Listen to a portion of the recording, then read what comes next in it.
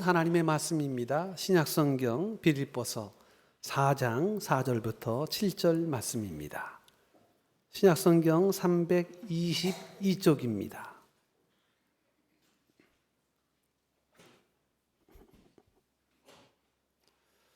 말씀을 받들어 봉독합니다. 주 안에서 항상 기뻐하라. 내가 다시 말하노니 기뻐하라. 너희 관용을 모든 사람에게 알게 하라. 주께서 가까우시니라. 아무것도 염려하지 말고 다만 모든 일에 기도와 간구로 너희 구할 것을 감사함으로 하나님께 아뢰라. 그리하면 모든 지각에 뛰어난 하나님의 평강이 그리스도 예수 안에서 너희 마음과 생각을 지키시리라. 아멘. 하나님의 말씀입니다.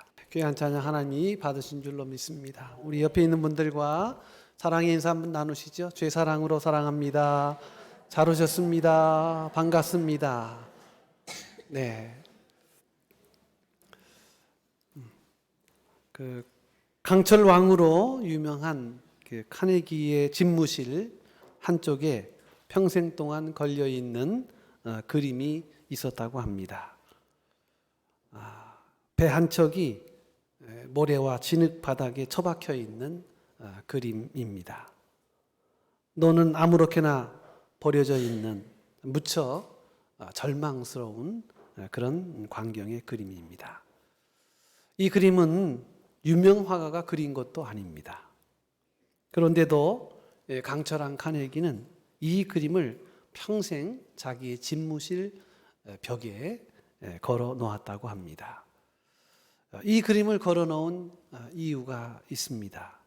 그 그림 밑에는 이런 제목이 있었습니다. 반드시 민물 때가 온다. 이 글귀 하나 때문에 이 강철한 카네기는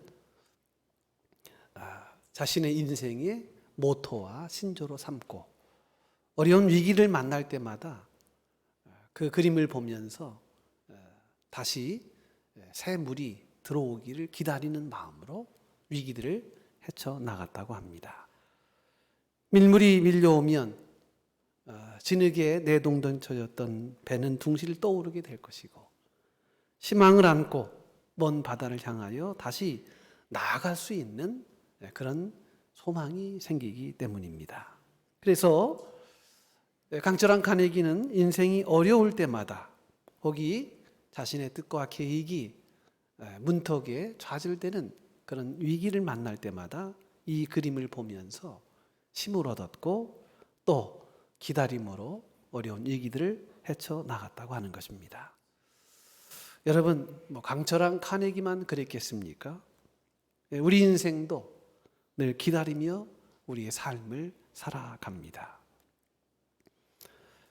어느 책에 보니까 기다림에 관한 글이 있어서 제가 이 시간 잠시 여러분에게 같이 공유를 하려고 합니다. 이런 글이 있더군요. 기다림이라는 제목입니다. 수험생이나 구직자들은 합격 통보를 기다리고 직장인들은 출근 시간에 버스와 지하철을 기다리고 출근 후에는 퇴근과 휴가를 기다리고 연인들은 사랑하는 이를 만날 때를 기다리고 학생은 방학을 기다리고 군인은 전역할 날을 기다리고 낚시꾼은 월척을 기다리고 정치인들은 투표일을 기다린다. 추운 겨울에는 붕어빵과 군 고구마와 따뜻한 봄 햇살을 기다리고 고깃집에서는 고기가 익을 때를 기다리고 농부들은 추수 때를 기다리며 엄마는 아이의 걸음마를 기다린다.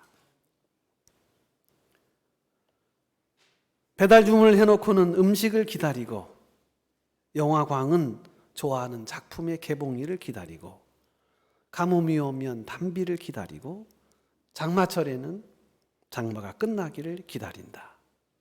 병든 이들은 의사의 완치 판정을 기다리고 임산부는 아이의 출산을 기다리고 부모는 자녀의 귀가를 기다린다.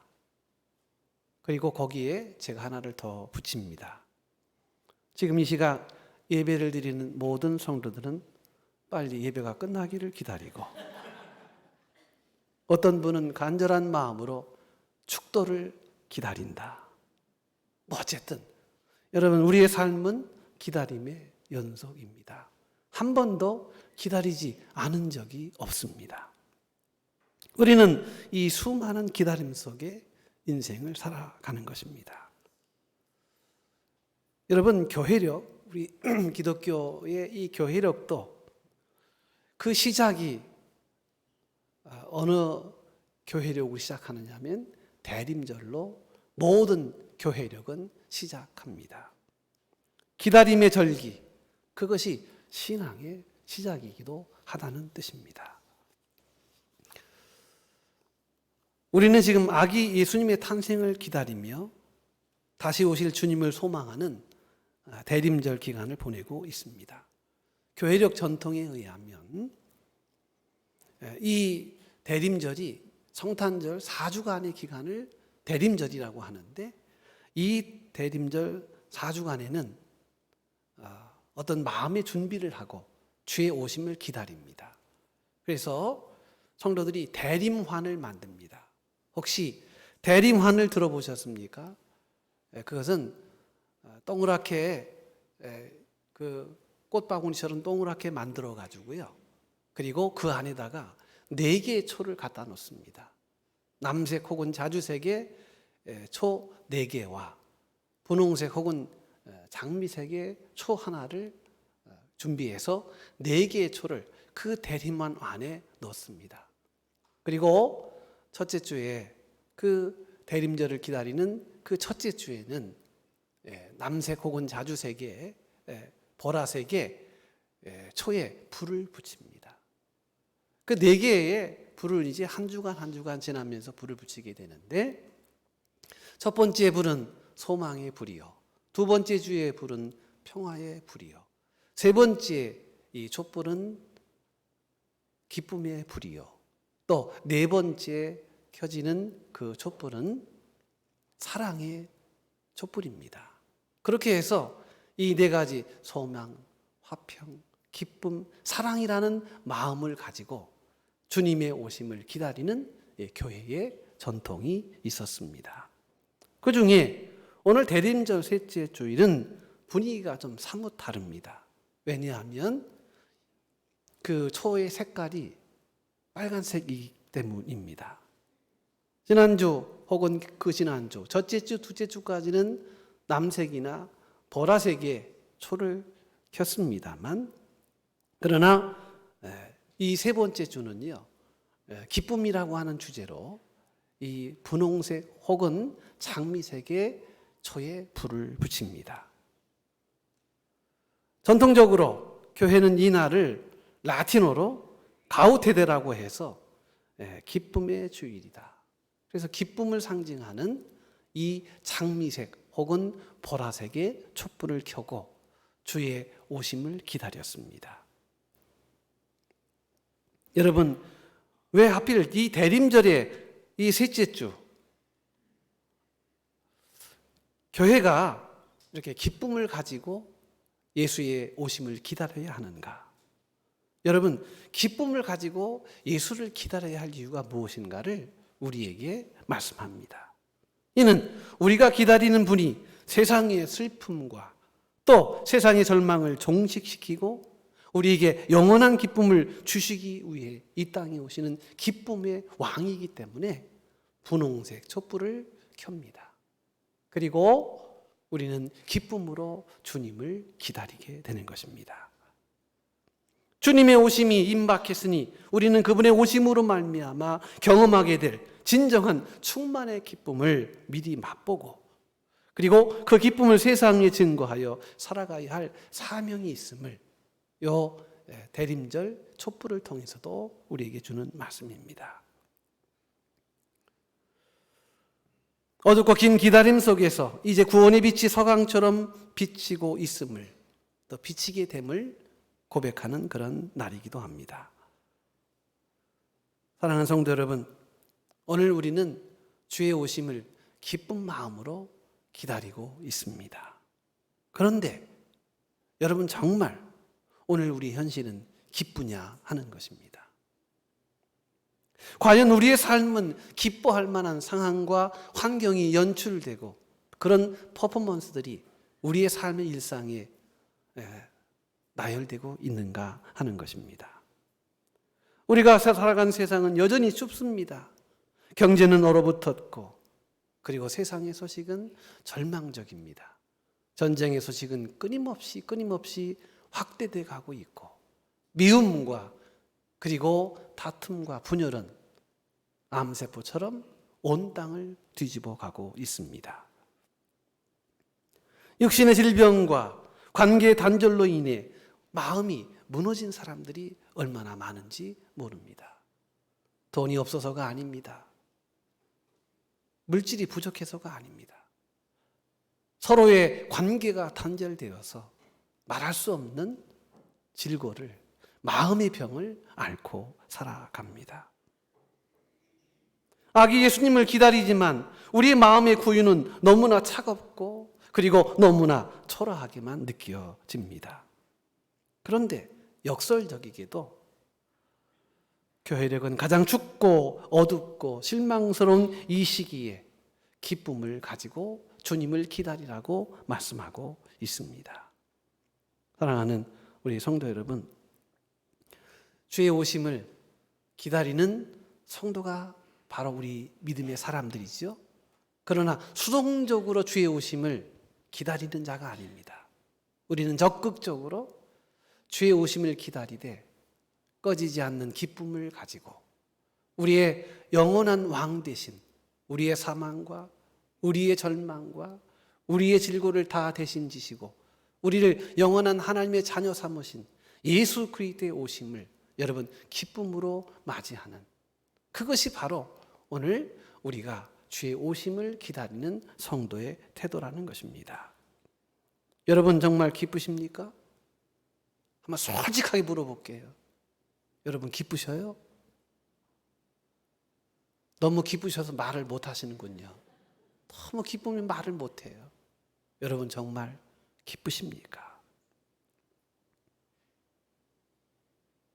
풀리지 않는 자녀의 문제, 병마와의 싸움, 불확실한 미래, 우리를 끊임없이 짓누릅니다. 그래서 사람들이 말합니다. 목사님 그런 질문, 그런 애매한 질문은 하지 마세요. 안 하는 게 은혜입니다. 뭐 그렇게 말하시는 분도 있더라고요. 웃을 일이 있어야 웃지요. 사는 게 전쟁인데 기뻐하라고요? 말이 됩니까? 이렇게 반문하고 싶은 분들이 아마 이 자리에도 계실지 모르겠습니다. 여러분 그러나 성도는 주의 오심을 기쁨으로 기다리며 주의 오심을 준비하는 삶을 살아가는 특별한 존재라는 사실을 꼭 기억하시기 바랍니다. 어느 때나 어느 상황이든지 어느 국면이든지 오늘 대림의 성도들은요 주의 오심을 기쁨으로 준비하며 살아가는 존재들입니다. 놀랍게도 오늘 우리가 읽은 이 빌립보서의 말씀은 사도 바울의 고백이기도 합니다. 그가 감옥에서 쓴 소위 말하면 옥진, 옥중 서신 중의 내용입니다. 바울이 처한 상황은 오늘 우리가 살아가는 이 상황보다 더욱더 절망적이었습니다. 그는 지금 로마의 차간 감옥에 갇혀 있습니다. 언제 처형될지 모르는 죽음의 그림자가 드리워져 있습니다. 습하고 어두운 지하 감옥에서 바울은 펜을 들고 빌립보 교회 성도들에게 이렇게 편지를 썼습니다. 그것은 그의 고백이기도 합니다. 주 안에서 기뻐하라. 내가 다시 말하노니 기뻐하라. 이것은 미친 사람의 헛소리입니까? 아니면 우리가 알지 못하는 신비한 비밀입니까? 이렇게 말할 수 있다면 둘 중에 하나예요. 하나는 신비로움이고 하나는 미친 사람일 것입니다. 그러나 오늘 성경은 우리 성도들의 삶이 이러해야 함을 말씀하고 있는 것입니다. 사랑하는 성도 여러분, 주의 오심을 여러분 기쁨으로 준비하시며 맞이하시는 우리 모든 대림의 성도가 되시기를 주의 이름으로 축복을 드립니다. 그럼 왜 우리가 기뻐해야 하느냐? 여러분, 세상의 기쁨과 그리고 주님이 주시는 기쁨은 질이 다르고 물료가 다릅니다. 우리가 구별해야 할 것은 세상이 말하는 해피니스, 행복이지요. 그리고 성경이 말하는 기쁨. 여러분, 행복은 기쁨과 다릅니다. 그 영어 단어의 해피니스의 합, 요 어원을 보면요, 우연히 일어난 일 혹은 행운이란 뜻입니다. 해피니스란 말은, 행복이란 말은 우연히 일어난 것, 행운, 그런 의미로 해석을 합니다. 여러분, 세상의 기쁨은 그러니까 조건이나 운빨에 달려 있다는 거예요. 여러분, 세상이 주는 행복은요, 운입니다. 한번 가만히 깊이 생각해 보세요. 흔히 세상 사람들이 말하는 운빨이 많습니다. 운칠기사입니다. 운이 70%고 내가 30%. 그 정도로 해석하는 정도가 바로 해피니스. 그게 세상이 주는 기쁨이고 행복입니다. 그래서 조건이에요. 사업이 잘 안 되면 슬픕니다. 사업이 잘 되면 기쁩니다. 건강하면 기쁘고 아프면 슬픕니다. 로또에 당첨되면 기쁘고 돈을 잃어버리면 화가 납니다. 이것은 마치 바다의 파도와 같습니다. 바람이 불면 솟구쳤다가 바람이 멈추면 곤두박질합니다. 여러분, 이것을 우리는 기쁨이라 말하지 않아요. 그래서 우리는 단어를 구별하여 써야 합니다. 이것은 감정의 기복이지 영혼의 기쁨이 아니에요. 여러분, 성경이 말하는 이 기쁨은 감정의 기복이 아닙니다. 그래서 성경이 말할 때 이 기쁨은 헬라어로 카라라는 말을 씁니다. 이 카라라는 말은 운빨이 아닙니다. 조건이 아닙니다. 무엇이 이루어졌기 때문에 오는 인과관계에서 오는 그런 것이 아닙니다. 성경에서 말하는 이 기쁨, 카라는 관계에서 오는 기쁨입니다. 말하자면 성경은 오늘 본문의 말씀에 바울은 사랑하는 성도 여러분, 어려우시죠? 힘드시죠? 기뻐하세요. 이렇게 말한 게 아니라는 거예요. 오늘 본문의 말씀에 분명히 그 말씀을 강조합니다. 그래서 4절의 말씀에 우리가 밑줄을 쳐야 될 것이 있어요. 항상 기뻐하라 내가 말하노니 기뻐하라가 아니고 첫 번째 엔 크리스토 예수 안에서 엔 큐리에 주님 안에서 요 첫 번째 나오는 요 단어를 여러분 확실하게 빨간 줄로 빨간 펜으로 쭉 밑줄을 그어야 합니다. 왠지 아십니까? 환경에서 오는 게 아니에요. 주 안에서 이 말은 주님과 나와의 사이에서 주님을 믿는 믿음에서 주님을 믿는 신앙에서 여러분 우리의 삶이 기뻐할 수 있다는 거예요. 이것이 핵심입니다. 기쁨의 장소, 기쁨의 원천이 세상이나 상황이 아니라 주님과의 관계에서 온다는 거예요. 감옥 안에 있어도 여러분 기뻐할 수 있어요. 내가 병이 들어도 기뻐할 수 있어요. 내가 많은 것을 잃어버려도 기뻐할 수 있어요. 왜냐하면 그 기쁨은 어떤 인과관계가 아니라 바로 주님과의 관계 속에서 열매 맺어지는 것이기 때문입니다. 내가 몸이 아파도 기뻐할 수 있습니다. 가난해도 기뻐할 수 있습니다. 질병 속에서도 기뻐할 수 있습니다. 왜요? 나는 주 안에 엔큐리에 엔크리토스 주님 안에 있기 때문입니다. 그래서요, 여러분 우리가 세상 사람과 다른 이 인식이 뭐냐 하면 바로 이런 거예요. 우리의 기쁨의 근거는 믿음이지 상황이 아닙니다. 우리가 주님의 오심을 기다립니다. 기쁨을 가지고 기다립니다. 그 기다림의 기쁨은요, 주님이 오시기 때문이에요. 우리는 너무나 잘 아는 하박국 선지자의 고백을 기억합니다. 하박국 3장 17절 18절 말씀이죠. 비록 무화과 나무가 무성치 못하며 포도나무에 열매가 없으며 감람나무에 소출이 없으며 밭에 먹을 것이 없으며 우리의 양이 없으며 외양간에 소가 없을지라도 나는 여호와로 말미암아 즐거워하며 나의 구원의 하나님으로 말미암아 기뻐하리로다.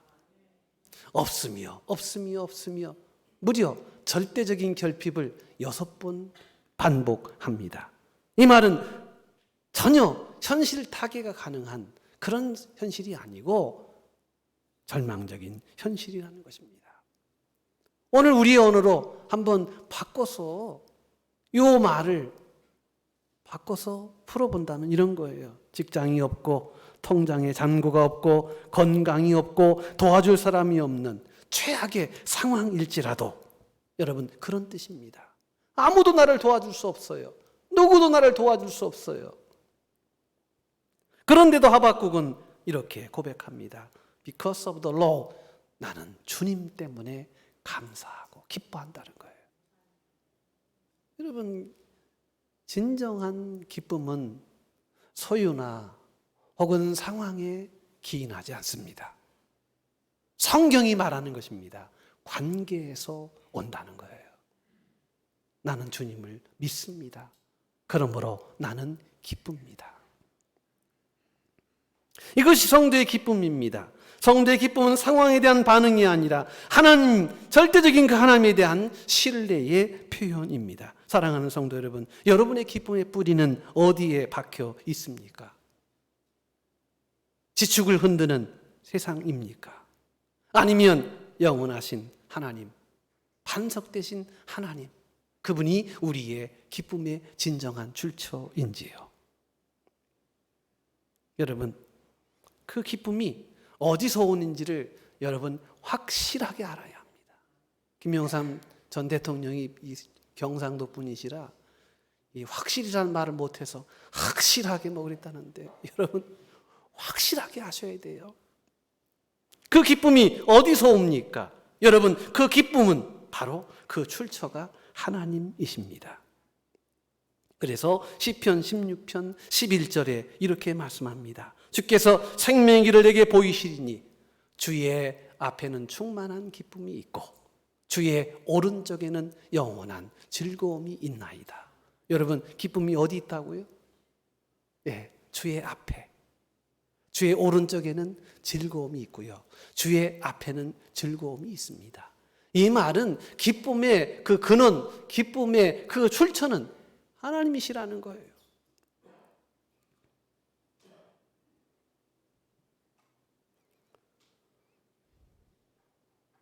오늘 사도 바울이 처한 자리는 호의호식하고 광채나는 금방석 위에서 자신의 영광의 광채를 마음껏 빛내는 화려한 카페트가 아니었습니다. 그런 카펫의 위가 아니었어요. 누구도 범접할 수 없는 향기나는 아방궁이 아니었습니다. 범죄자들로 우글거렸고 짐승 같은 탐욕과 이글거리는 동물적 감각으로 무장한 이기적인 인간들이 부대끼며 냄새나는 추악한 감옥이었습니다. 추악한 것을 벗어나기만을 위해 안간힘 쓰며 희망과 미래를 보장할 수 없고 인생의 기회를 담보 잡혀 살아가야만 하는 불행한 자리, 최악의 자리, 지옥이었습니다. 여러분 그런 자리에 과연 기쁨이 한 톨만이라도 있었겠습니까? 쌀 한 톨만큼이나 기쁨이 있었겠느냐고요.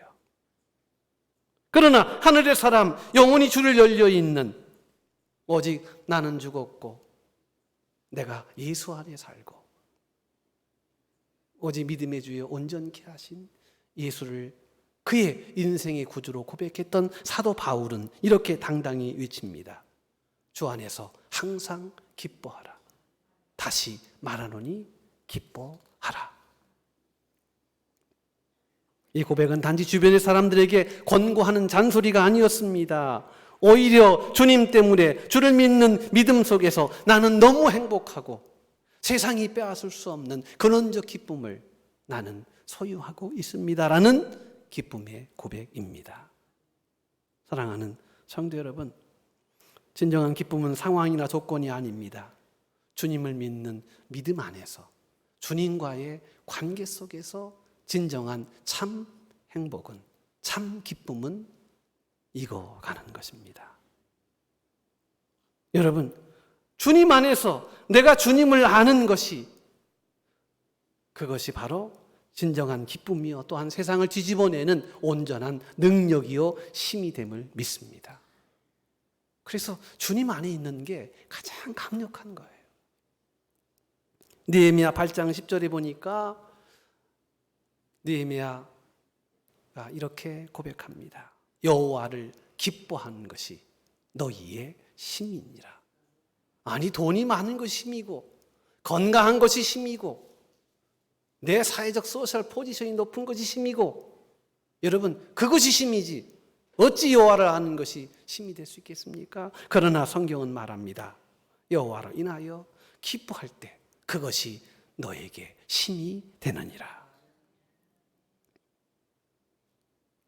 사랑하는 성도 여러분, 여호와를 기뻐하는 그 기쁨이 우리에게 흘러 들어와 세상을 이기고 세상을 당당하게 마주할 수 있게 하는 능력의 원천이 되는 줄로 믿습니다. 그러므로 우리의 기쁨은 하나님께 뿌리를 두고 있으며 하나님으로부터 말미암은 기쁨만이 진정한 힘이 되기에 여러분, 주의 오심을 우리는 기쁨으로 맞이하며 준비하는 것입니다.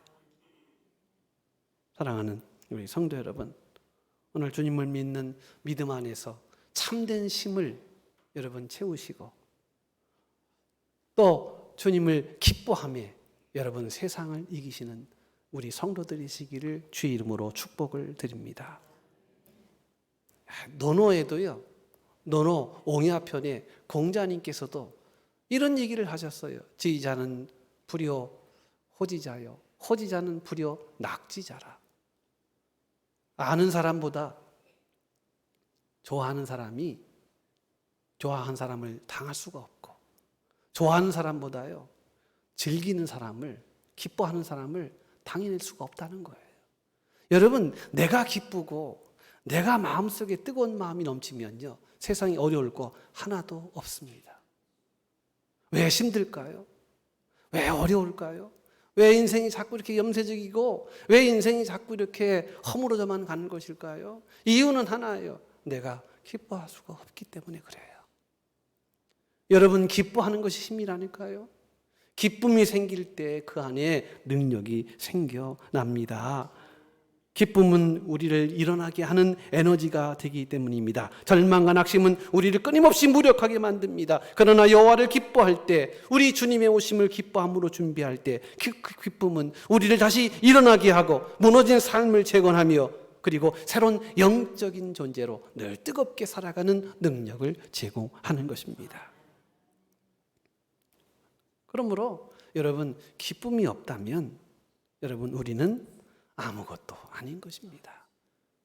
사랑하는 성도 여러분, 오늘 주의 오심을 기쁨으로 맞이하시는 그 기쁨 가운데 세상보다 더 큰 위로와 소망을 체험하시는 그 구원자 되신 주님의 오심으로 인하여 내 기쁨이 현실이 되고 내 기쁨으로 오늘을 살아내는 능력이 되시기를 주의 이름으로 축복을 드립니다. 여러분, 이 기쁨이 이렇게 위대한 거예요. 우리 예배를 드리면서도요, 여러분 기뻐해야 해요. 기쁨으로 예배를 드려야 해요. 내 모든 연약함을 주님 다 아신다. 주님이야말로 내 인생의 진정한 솔루션, 주님이야말로 내 인생의 진정한 접촉자요, 연결자요, 해결자. 여러분, 그 마음을 안다면 오늘 이 기쁨은 세상이 주는 어느 것과도 비교할 수 없는 것입니다. 그러면서 오늘 이런 기쁨을 소유한 사람들에게 나타나는 삶에 놀라운 변화가 있다는 거예요. 여러분, 기뻐하면 기쁨으로 끝나지 않습니다. 기쁨으로 열어가는 새로운 세계가 열린다는 거예요. 그 기쁨의 새로운 세계가 뭔지 아십니까? 여러분, 마음이 즐거우면 끝나는 게 아닙니다. 이 기쁨은 밖으로 흘러 넘치게 되어 있습니다. 뭐든지 마찬가지예요. 차고 있으면요, 넘칩니다. 기쁨으로 가득하면 그 기쁨이 고이는 게 아니라 흘러 넘친다는 것입니다. 그러면서 오늘 본문의 말씀입니다. 너희 관용을 모든 사람에게 알게 하라. 주께서 가까우시니라. 여러분, 무슨 말입니까? 기뻐하니까 사람이 관용, 에피에이케스라고 하는 이 헬라어 단어를 쓰는데요, 너그러움, 친절, 양보, 법적인 권리를 주장하지 않는 태도, 이걸 관용이라고 그래요. 톨레랑스라고 하기도 하고요. 여러분, 이 관용의 삶은 어디서 올까요? 심신의 수양에서 오지 않습니다. 지적 교양에서 오지 않습니다. 여러분, 이 관용, 넓은 마음, 용서하는 마음, 자기 모든 권리를 포기하는 마음은 여러분, 주님을 기뻐할 때 나오는 그러한 하나님의 선물이라는 거예요. 기쁨이 있는 사람은 여유가 있습니다. 마음의 기쁨이 샘솟는 사람은 다른 사람의 실수에 대하여 너그럽습니다. 꽉 차 있는 물잔은 조금만 건드려도 넘치지만 비어있는 그릇은 채울 수 있습니다.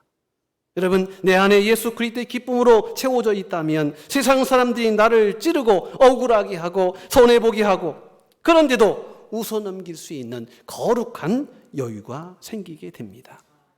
이걸 우리는 관용이라는 거예요. 관용은 주님을 아는 그 기쁨에서 우러나오는 엑기스예요. 저 사람은 좀 양보하는 마음이 부족해. 저 사람은 좀 너무 인색해. 저 사람은 너무 속이 좁아. 여러분, 이럴 때 이거를 우리 신앙인의 단어에서는요, 신앙의 세계에서는 우리는 그렇게 생각하지 않습니다. 그 안에 예수를 아는 기쁨이 없기 때문이라는 거예요. 예수를 아는 기쁨, 예수를 기다리는 기쁨. 여러분, 그 예수의 기쁨이 그 마음속에 채워지면 그 체험 속에서 솟아나오는 것이 있으니 그게 바로 관용이라는 거예요. 여러분, 왜 우리가 자주 화를 내고 짜증을 내고 남을 비판하고 비난합니까? 성격이 원래 그래서가 아니에요. 내 안에 기쁨이 말라버렸기 때문에 그래요. 내 안에 기쁨이 없으면, 예수로 인한 새 생명의 기쁨이 없으면 이렇게 사람이 뒤틀리지는 거예요. 남을 비판하고 비판하고 손가락질하고 짜증내고 영혼이 삭막하니까 타인에게 가시를 돋우게 하는 것입니다. 여러분, 이것은 성격이 아니에요. 그 안에 예수의 기쁨이 없기 때문입니다.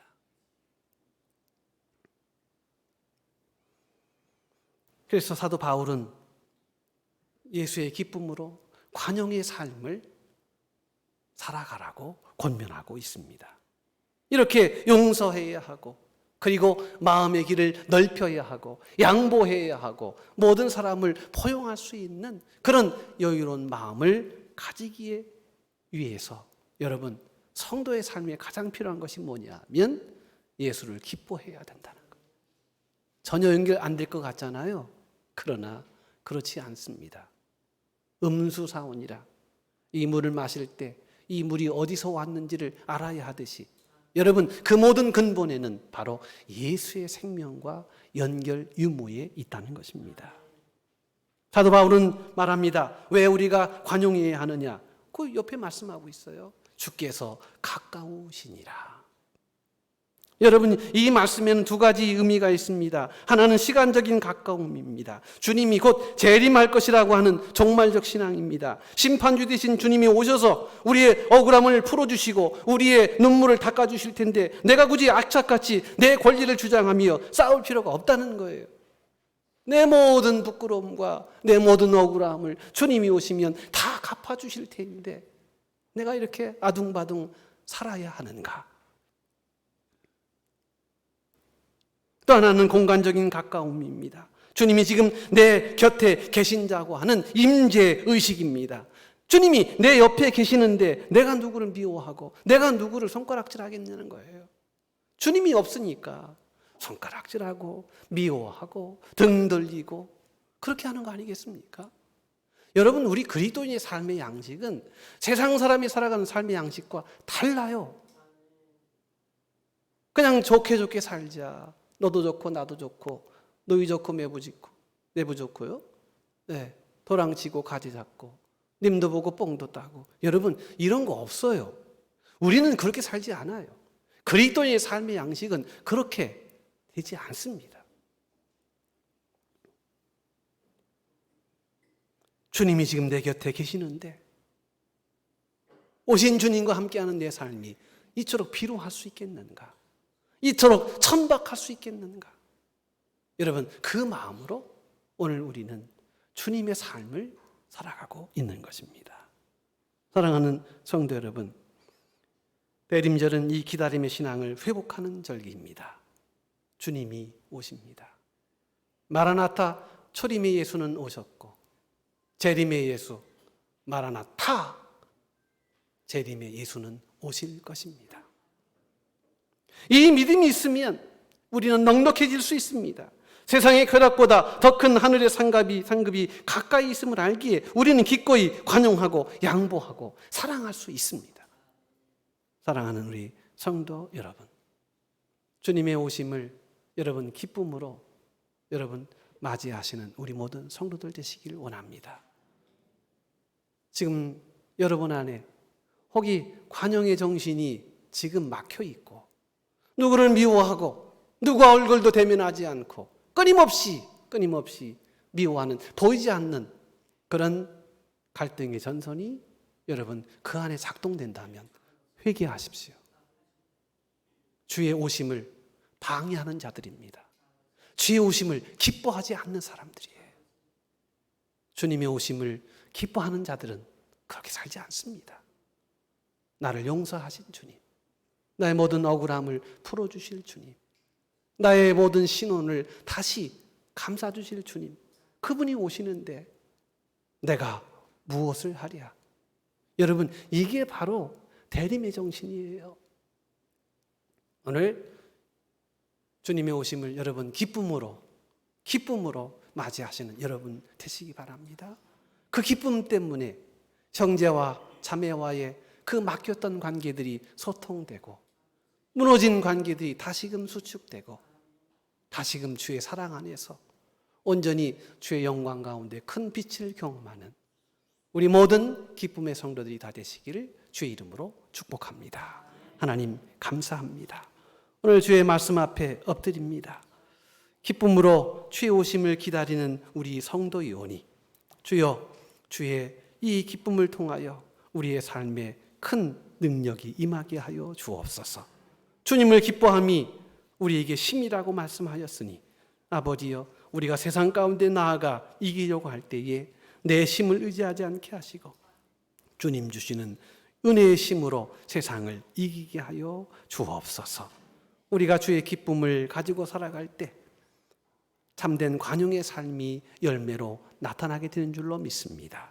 혹이 이 시간 마음이 막힌, 관계가 막힌 자들이 있습니까?